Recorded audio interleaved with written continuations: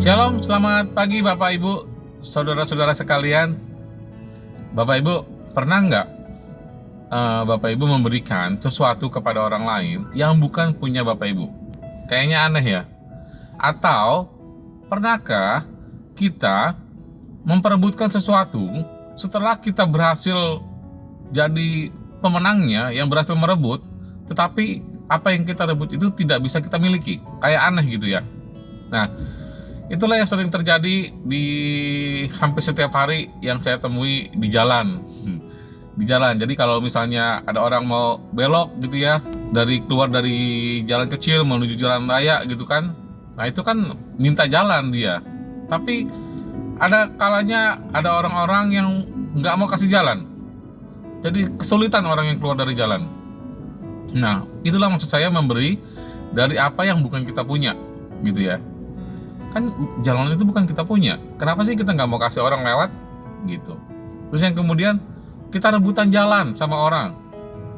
Sering kali kita lihat orang rebutan jalan gitu ya, karena macet jadi rebutan jalan, pengen duluan.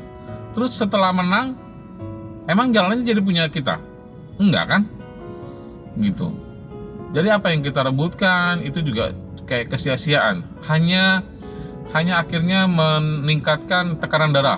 Jadi darah tinggi, jadi emosi gitu. Nah, di sini saya ingin mengajak kita semuanya dari apa yang kita lihat setiap hari, atau mungkin juga bisa jadi bukan cuma kita lihat tapi kita lakukan, termasuk saya. Gitu ya. Kita sama-sama mau belajar untuk bisa memberi apa? Memberi yang bisa kita bisa beri. Walaupun itu bukan yang kita punya. Ya, memberi jalan kepada orang lain gitu ya. Gak usah kita merasa, jalan gua diserobot gitu ya. Kemudian kita nggak perlu rebut-rebutan jalan, apalagi kalau sudah menjelang lampu merah. Takutnya kayak seakan-akan nggak akan hijau lagi tuh lampu merah gitu ya. Kita minta buru-buru, kendaraan di depan kita klakson. Jadi kita mendesak-desak orang lain, kita merugikan orang lain. Ataupun mungkin juga saatnya kita yang didesak-desak orang lain. Yaudah, kita nggak usah marah. Tapi memang percaya, itu nggak gampang sih. Tapi dengan kekuatan yang dari Tuhan, kita minta Roh Kudus menyertai kita. Yuk kita sama-sama membangun damai sejahtera dalam pribadi kita. Kalau setiap pribadi punya damai sejahtera, kita semua orang-orang yang punya damai sejahtera berkumpul, maka akan ada keindahan, akan ada kebaikan.